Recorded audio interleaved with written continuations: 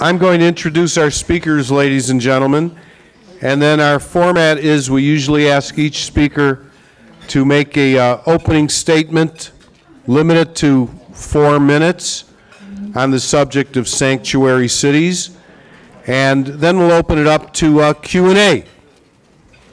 So, to my immediate left is Joe Walsh, who's the radio host of Walsh Freedom. Joe was born and raised in North Barrington, Illinois. He was elected to the United States Congress in 2010. He refused his congressional health benefits and pension, slept in his office, limited himself to no more than 3 terms in office, and held more town hall meetings than any member of Congress. How about that for a factoid? Joe is obviously well known to many of us as a very outspoken, well-known member of Congress, a lead advocate for the balanced budget amendment, term limits, tax cuts, cutting off pay for members of Congress if they didn't pass a budget. Hey, that's very timely, isn't it? Since March of 2013, Walsh has been host of a popular political talk radio show in Chicago, and he is syndicated around the country by Salem Media in more than 100 markets. If you want to visit or listen to Joe live, it's walshfreedom.com. Joe graduated from Barrington High School, attended Grinnell College in Iowa, a BA in English from the University of Iowa, a master's in public policy from the University of Chicago. Joe lives in Mundelein, Illinois, with his wife Helene and their 5 children. Thank you, Joe. Thank you. Sitting next to Joe is a longtime supporter and member of the City Club, the Honorable Jesus Garcia, who currently is the Cook County Board of Commissioner representative for the 7th District, but is also a candidate to succeed United States Congressman Luis Gutierrez. Chuy Garcia was first elected to the county board in 2010. He helped put an end to Cook County's cooperation with ICE, Immigration and Customs Enforcement, by passing an ordinance that prevents county officials from detaining a person based on suspicion of being undocumented. That measure became the first of its kind in the USA, and over 250 localities have followed the lead of Cook County. Chuy was born in Durango in Mexico, came to Pilsen when he was 10 years old. He holds a bachelor's degree in political science and a master's in urban planning from the University of Illinois at Chicago. He served for 3 years as the city's deputy water commissioner, has been elected alderman of the 22nd Ward, served 2 terms in the Illinois State Senate, where he represented the 1st District. He's the first ever Mexican-American elected to the State Senate, and today he lives in Little Village with his wife Evelyn. He has 3 adult children, Jesus, Samuel, and Rosa, and 3 grandchildren. 6. And finally, 6 grandchildren. We added some more in the last year and a half. Multiplication, huh? Okay. Old school math. Huh? Old school math. I love that. Okay, God bless them all, Chuy. God bless them. To the far left, Brian McCann. Brian is a retired 34-year veteran of the Chicago Public Schools, taught at Washington High School on the far southeast side of Chicago. He's a lifelong resident from Chicago's South Side, a veteran of the United States Army. He's here with his wife, who's a retired Chicago police officer. I won't tell you when she joined the police department, but let me tell you, she was in the very first class of women admitted as police officers to the city of Chicago. Thank you very much.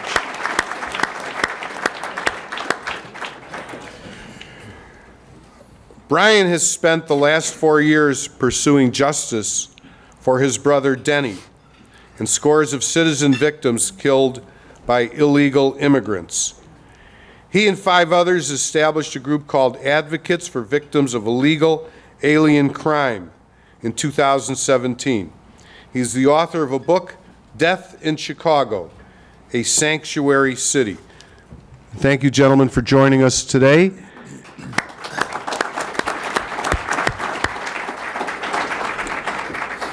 And who would like to begin with their opening statement on sanctuary cities, yes or no? Joe? I'll start. Okay. We'll go this way. Thank you. And thank you. It's great to be here. Chuy and Brian, thank you for joining me up here. Let me do what I do every day on the radio show, see a cop, thank a cop. Thank you to all of our police officers in the room, and let's give a round of applause to every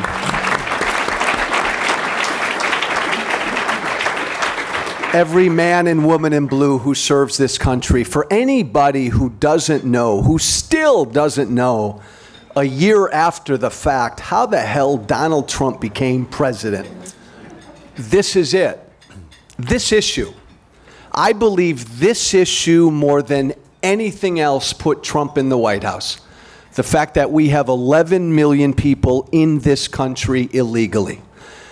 It is an issue that frustrates Americans, white, black, and brown.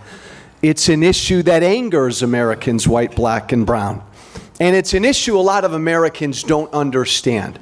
It's an important topic to talk about. This issue isn't going away. This battle between Rahm Emanuel and Donald Trump is going to continue. The Trump administration is going to do whatever they can to go after sanctuary cities. Cities that protect people. Think about it. Sometimes sometimes when I go to bed at night or I'm done with my radio show, it amazes me that a sovereign nation allows millions and millions and millions and millions of people to come in illegally. This issue, more than anything, put Trump in the White House. And I guess I'd argue, and I'm glad we're having this discussion, this is an issue I think that's only going to get more heated and more emotional because it's that important. It's good to be here. Thank you. Thank you. Commissioner Garcia? So, anticipating that I would be the meat in the sandwich, and to prevent a filibuster at City Club, I have prepared some remarks in order to be disciplined at the suggestion of people who know me, and especially after hearing the opening remarks of the gentleman to my right.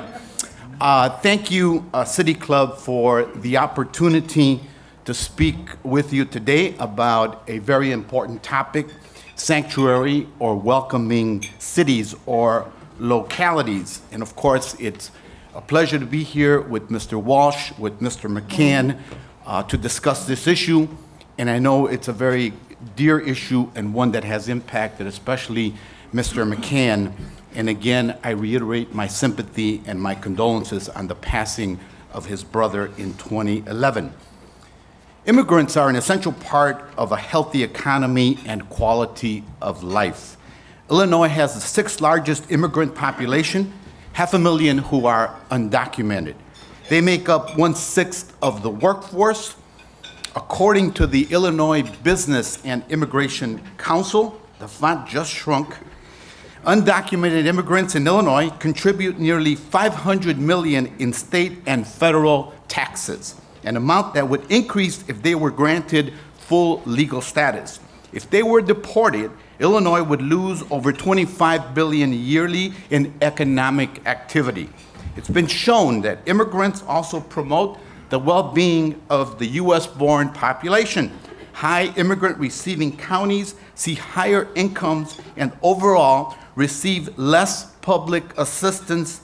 It is clear that when we protect all residents, significant economic gains are seen. Today, immigration policy is being shaped by fear rather than facts. The truth is that immigrants are less likely than native-born citizens to engage in violent behavior or to be incarcerated. Crime is statistically lower in sanctuary counties. Even the Major Cities Police Chiefs Association has highlighted the importance of working with immigrant communities. Immigration sweeps and workplace raids create a chilling effect. 2017, for example, saw the sharpest drop in 911 calls to Chicago police due to the fear in the community. When ICE officials showing up to doorsteps with the word police on their uniforms, the distrust only grows. Through my initiative, Cook County approved the ICE detainer ordinance in 2011. This prohibits county officials from holding individuals beyond their scheduled release dates. Our reasons were simple. We found that some ICE detainers were erroneously placed on U.S. citizens, including veterans, and we were sued and had to pay damages for this. This led to costs related to detaining citizens unnecessarily, as well as litigation costs. We were wasting public resources when the county faced severe budget constraints that put critical social services at risk. It's also clear that racial profiling can become an easy shortcut and lead to abuses. Our Constitution grants cities and counties the authority to implement policies that encourage the health, safety, and welfare of residents. Jurisdictions, such as Cook County, take seriously our responsibilities with respect to due process and the Fourth Amendment and the rule of law. Our ordinance does not undermine the federal government. Rather, we simply say that we will not be complicit in federal overreach. The principle behind the Cook County Detainer Ordinance has been confirmed by federal court decisions at both district and at appellate court levels and inspired similar instances throughout the country. It's led to the passage of the Illinois Trust Act. That act was supported and negotiated with sectors of law enforcement agencies in Illinois. Like the Detainer Ordinance, the Trust Act does not prevent agencies from cooperating with the federal government. It simply ensures that arrests are not conducted without warrant. Our job to foster greater public safety and security and to stand against mob action. Frankly, rather than fight Cook County law, federal law should follow what Cook County did to protect due process in the Fourth Amendment. Regrettably, and I'm closing now, anti-immigrant vitriol is being blurred with questions of our national security, unfairly confusing civil immigration law with the burgeoning criminal justice apparatus. Finally, unfortunately, the rhetoric from the nation's chief executive and down through the ranks of the Department of Justice and of Homeland Security does just the opposite. It encourages mob action and makes us all less safe and secure.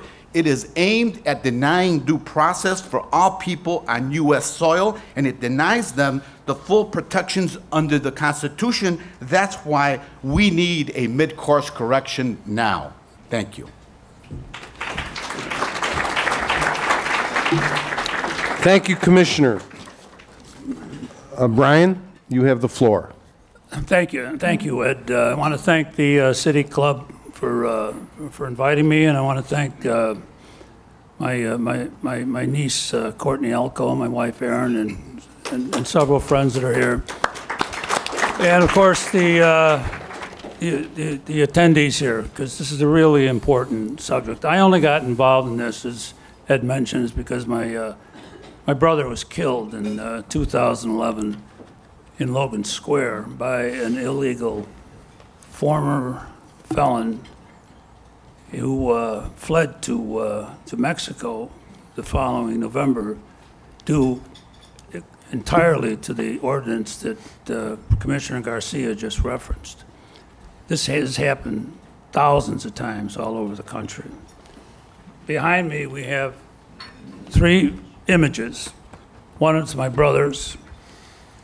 The other is Janine Brady. This is a state issue, and I just thought I'd put that up to talk about Illinois, because we're in Illinois. And Janine Brady's, she was killed a year and 3 weeks ago on New Year's Eve in Champaign County. Champaign County was a sanctuary county. Back then, there was 3 or 4 regions in Illinois that were sanctuary. Cook County, of course. Evanston had its own in Champaign. and maybe Cicero, I'm not quite sure. But anyhow, they had it. This young man was from Guatemala who killed Janine violently on Interstate 74 after she was on her shift at the American Legion. Her husband, Eric, is a veteran like I am. The young man was brought to the hospital, and for some odd reason, the Illinois State Police did not assign a deputy to keep an eye on him. And he was released that morning, and he fled. The other image up there is Tiffany Thrasher. She was killed by an immigrant in Easter Sunday. She was preparing to go to sing in a choir up in Schaumburg. And there was a warrant out for his arrest in Colorado. In any case, he was apprehended out in Jacksonville 4 or 5 days later and brought to justice. These are just 3 instances. I could sit here and carry on all afternoon with the ones. I have a sheaf of papers here that could number in the hundreds from around the country that have been documented.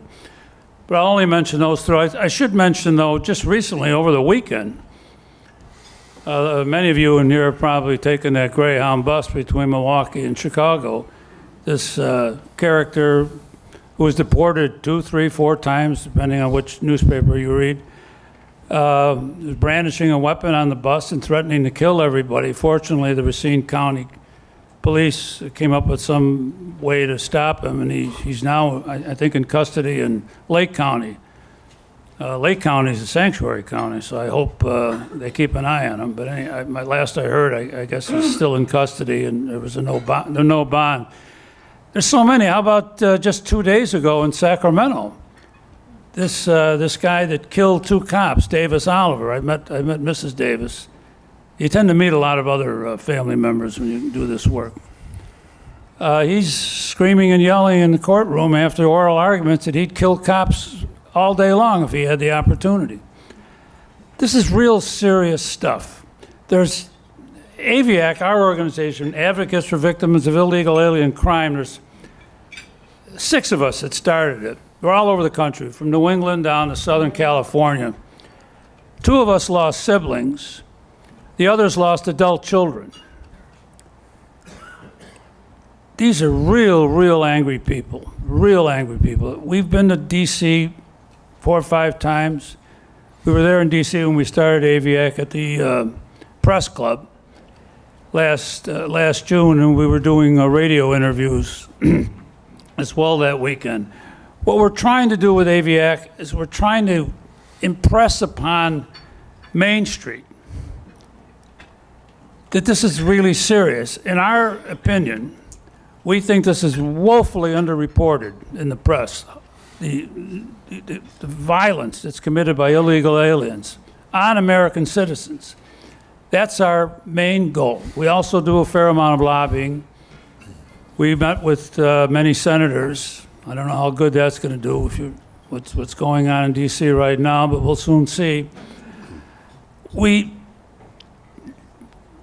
think that the press gives the immigrant community an awful lot of attention, an awful lot of sympathetic attention, and much of it well-deserved, I might add. I should say parenthetically, I don't have any real issue with DACAs. I probably know more DACAs than anybody in this room next to Jesus. I taught Hispanic kids for 20 years over on the east side. We never asked what immigration status was. We never really cared. My issue is with violent criminals. How many of you have heard of MS-13? They're here. Go to Suffolk County out in Long Island. They're terrified out there. Gangs, criminals, it's rampant all over the country. I wasn't going to get into a lot of statistics, but my friend to the right did. I've got a few of them here. Yesterday, 2 days ago, what's her name? The new DHS, Nielsen, forgot her first name. It's a Scandinavian. Kristen. She said the opposition calls them roundups, but Tom Holman, who runs ICE, has been dispatching teams of ICE agents, and They've apprehended quite a few of them because the sanctuary cities, they can't get the cooperation. But her figures, or her argument the other day and before the Senate Judiciary Committee, is that over 90% of them were felons. So there are a few that are being apprehended that shouldn't be, but 90% of them are felons. Other figures that came out of DHS recently this past fall, 59,000 in federal prisons are immigrants, and 92% of them are illegals. We don't have comprehensive figures about state prisons, although I do have figures about Illinois that I got from my friend at CIS. That 7,400 of the illegals in Illinois prisons are illegal aliens, in Illinois prisons. These are just a handful of figures. Now, Judicial Watch is a organization that we partnered with, or my family partnered with, when we sued Cook County unsuccessfully. We sued, I'm not a lawyer, but it was a mandamus. A mandamus is a legal concept that will force a government entity to do X, Y, or Z. What we were trying to do is force Tom Dart at Cook County to not honor the detainer that Commissioner Garcia and was it 9 other commissioners passed back in 2011. And we were unsuccessful. We kept appealing all the way to the Supreme Court, and it was thrown out. They didn't even allow oral arguments. But Judicial Watch, recently, they do a lot of FOIAs, Freedom of Information. They came up with a figure just last November that 284 ICE detainers were denied across the United States because of these sanctuary cities. And that was only in the first 3 months of 2017. Now, contained in that were several from Cook County. The exact number I forgot to bring with me, but it was 15, 20, I could be wrong. I should have brought those figures. It's serious. I could go on and on and on, but what Aviac has done for me is I've met a lot of these people. We were down in Houston 18 months ago, and Aaron and I must have met 15 or 20 family members.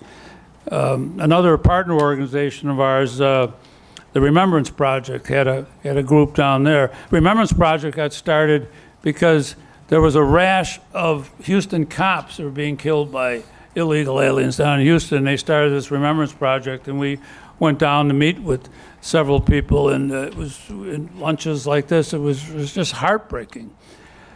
So we're continuing to do this work. We hope we impress upon people on Main Street that it's very, very serious. As I said earlier, my issue with DACA is I'm sympathetic. I hope we can work something out in D.C., but time will tell, and thanks so much. Thank you, Brian. Thank you. Hey, Dr. Mazur, can I jump in real quick? Because You have. After those wonderful 2 introductions, I want like 10 minutes back. But Chuy, Can't give you 10. I Settle will. for 2. I'll take 45 seconds. We've got to all be on the same page. We cannot be living with a different set of facts. The crime rate among illegals in this country far surpasses. False. Far surpasses. Chuy, That's a lie. if I'm false, I'll move into your false. district and I'll vote for you. Show in 3 some months. evidence. No way. According to our Show own some government, evidence. let me finish and then fire at me. According to our own government, the Department of Justice, the FBI, illegals make up 3.5% of the population of this country. 30% of the murders in this country are committed by illegals. Illegals make up 3.5% of this country. 75% of all federal drug offense convictions are committed by illegals. I'm going to say it again. Illegals make up 3.5% of this country. 17% of all drug trafficking convictions are committed by illegals. According again to the U.S. Sentencing Commission and the GAO, illegals are 3.5 times more likely to commit murder than a natural-born American and a legal American. I'm going to throw one more at you, Chuy. Two-thirds of all outstanding felony warrants in the city of Los Angeles are for illegals. 95% of all outstanding warrants for murders in Los Angeles are for illegals. Stop, my friend. I love you. But it's not even close. The crime rate, the murder rate, the rape rate, the drug offense rate for people in this country illegally far surpasses the natural-born population. And last point, far surpasses legal immigrants. When we talk about this topic, sanctuary cities, what are we going to do for people in this country illegally? We always forget about people who are here legally. We always forget about those people in a line trying to get into this country legally. We always forget to talk about them. It sounds like you just announced for president. No. If I'm wrong, I'm going to vote for you. Can we get to the questions? That was the agreed format, so. Do you want to respond to any of that, Chuy? I think that's the type of vitriol that is dominating intelligent scientific discourse about the status of immigrants in our society, about what type of an immigration system this country needs to have. And it's the type of rhetoric being espoused at the highest levels from Washington, D.C., as was the recent attempt by President Trump to divert attention from the problems that he is having and to distance himself or try to distract the public's attention from the despicable and reprehensible remarks that he made about Haiti, about Africa, and El Salvador. It's a distracting tactic. Okay. Excuse me, sir. You're out of order? Okay. If not, you'll be removed from the room, okay? Thank you very much. Now we have a series of questions that we'd like to address. Many of them are relatively repetitive, so we'll do our best. This is from Gus Katsafaros, who's affiliated with Marmalade Chicago, Inc. I guess the question is, as a sanctuary city, what can the city do, or Cook County, to protect illegal aliens from possible deportation over that of federal agents? Or how does your authority relate to the authority of federal agents? Who would like to deal? I'll take it. We do not do the work of federal immigration agents. That's what ICE is for. That is their responsibility to seek to coerce us as they have in the past, is to force us to carry out their responsibility. The 10th Amendment has protections against commandeering by the federal government of states and local governments. It protects localities from having to do those things at the whims of someone, be it the president or a certain secretary. It abides by the rule of law, and that's what this debate is all about. Whether or not we are going to abide by the guarantees of the Constitution to everyone or not. Nothing prevents us from turning people over to ICE if we're presented with a warrant issued by a judge. That is the law today. We will abide by it. We're not trying to protect criminals. Anyone who has a warrant will be turned over. We simply will do it through lawful means. No. Okay. This question is from Mr. Wayne. How do we go about identifying violent immigrants from peaceful ones? Any one of you would like to address that? Look, the problem is, I think it was 2016 was the last time the feds, and Chuy's right, immigration is a federal responsibility, okay? Sanctuary cities prevent localities from cooperating with the feds. Plain and simple. There was a snapshot done, I think, in 2016. They found about 10,000 illegals were being protected by sanctuary cities, and of those 10,000 illegals, about 62% were violent criminals. Rahm Emanuel knows. When Rahm Emanuel says Chicago's a sanctuary city, He knows what he's doing. See, this whole discussion is like mind-boggling. Are we, and I don't want to sound like Donald Trump, are we a sovereign nation or not? Do we have a border or not? If we don't, just get rid of it. If you want to get rid of the border, just get rid of it. And say that anybody and everybody can come here. But if you're going to have a border, you have to protect it. And by the way, this issue of sanctuary cities, I don't like federal tax laws, Tom Donovan. I'm going to stop paying my taxes. I want sanctuary from our federal tax laws. How about that? I think they're unfair. 300 some jurisdictions around the country can just thumb their nose at our immigration laws?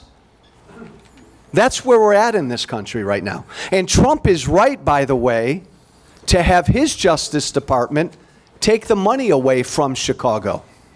Money that, by the way, is designated to help localities cooperate with the feds on immigration. I didn't realize that until I was in Congress. The Justice Department gives Chicago money every year so that Chicago can cooperate with the feds on immigration.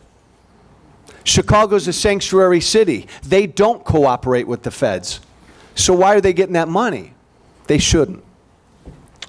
So if the feds are withholding this money, in your opinion, Chuy, Brian, Joe, what effect has this had on the city of Chicago and crime and safety in the neighborhoods, other federal monies that could be used in other ways? Well, the feds are not withholding federal dollars from the city or the county. Last year, the city sued the Attorney General, Jeff Sessions, and prevailed in court. Most of the money that comes from the federal government is for equipment in the police department and at Cook County, let's be clear. One of the other, so we've prevailed. Why? Because constitutional decisions have ruled in favor of the practices that are in place. Sanctuary cities, welcoming localities are not sanctuaries for criminals. The only thing that they seek to do is to be welcoming and embracing and to help everyone in those cities become integrated and ensure that they have basic treatment that is fair and access to services. Finally, on the question of how do you differentiate between a criminal immigrant and a non-criminal immigrant, even think about the question and think about this. Sometimes as we try to fight crime and to prevent crime, we do things that come back and really call to question what we're doing, and it results in racial profiling. Case in point, the city's gang database. There are over 128,000 individuals on that database. It's pretty much secret. 96% of all the individuals on the gang database are either African American or Latino. I believe it accounts to about 11% of African Americans in the entire city and about 3% of the Latino population. Ask yourself, does that sound right? Or are you going to believe that because of that statistic, certain people are more prone to commit crimes than others? We can debate about what you should do, but if you enter this country illegally, that's a crime. Hello. It's a misdemeanor and it's federal law. No, it's a felony and it's a misdemeanor. It is not for cities or counties to It depends on how and where you enter. It's a felony or a misdemeanor, but Chuy, I'll throw it right back at you. Is a misdemeanor a crime, yes or no? It's an infraction of the law. It is a crime? It is a civil. It is a civil offense. Okay. And it is a civil offense. Okay, gentlemen. We have a few more questions here.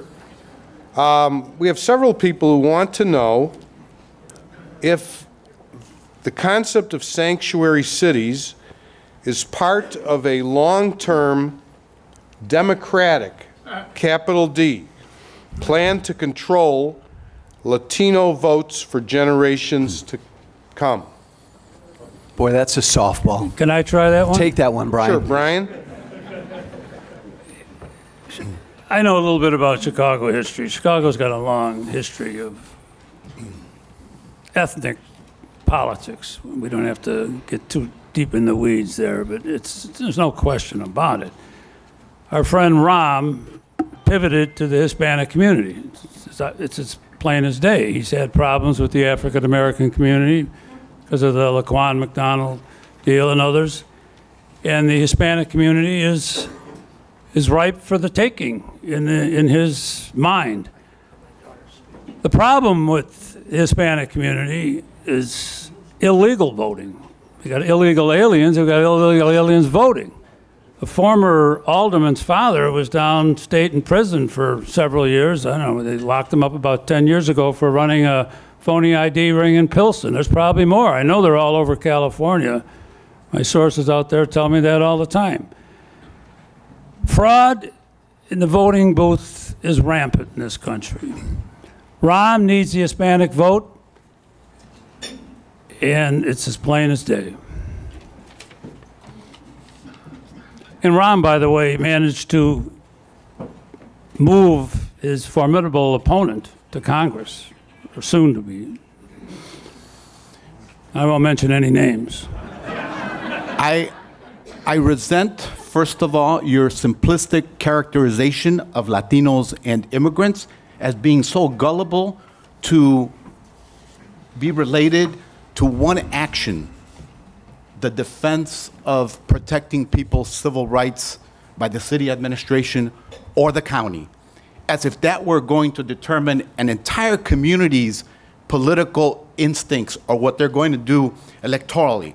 I also very much can't believe that we would use the tragic death of one individual to characterize a whole group or an entire community, and to suggest that they have a certain tendency and a propensity toward crime, especially if they happen to be Spanish-speaking. Lastly, why is it that you so easily, both of you, refer and use the word, the pejorative word, illegal, so easily, and you don't use it to people who have been arrested or convicted of crime? You don't refer to them as illegals. Why not?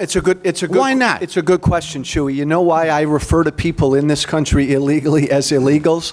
Because I have too damn much respect for immigrants who are in that line outside this door trying to get into this country legally. I have too much respect for the average person around the world who wants to be an American. He gets in line. On average, he'll spend 9 or 10 years in line. On average, he'll spend $25,000 to $30,000, Chuy, to come to this country the right way.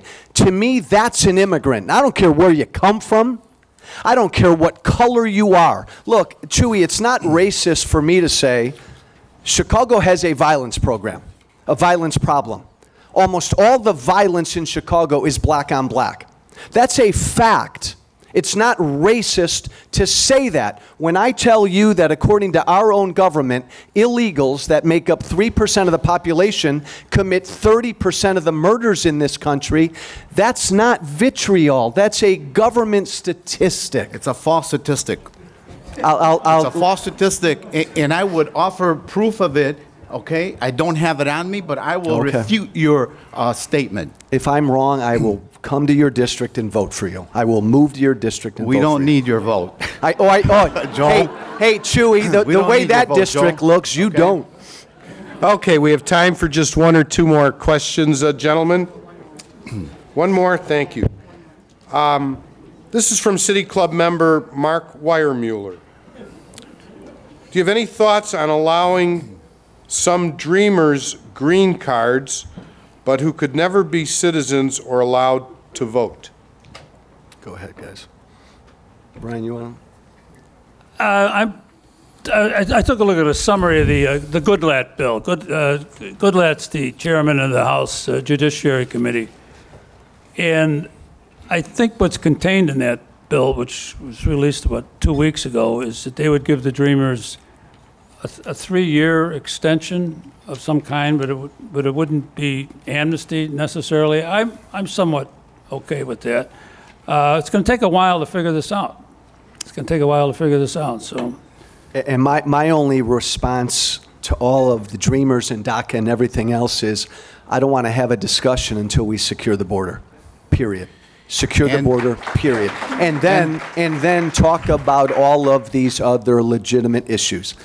8 of 10 Americans support DACA and allowing individuals, the DACA class of young people, to obtain a green card and a path to citizenship. Number 2, if you haven't been to the border, you should be to the border. And you'll see the billions of dollars that have been invested. It's part of the reason why migration is almost at a standstill from Mexico. You will see huge walls, you will see fencing, you will see surveillance equipment, you will see helicopters, you will see some of the most advanced technology systems in the world. By the way, to Chuy's point, migration from Mexico has almost stopped because of that guy in the White House. They pay attention. Donald Trump said, I'm going to do something about it if I win. The reason that illegals are not trying to flood over our southern border right now is because they know Trump's serious about it. They're not coming up. Well, let's give our panelists a big round of applause.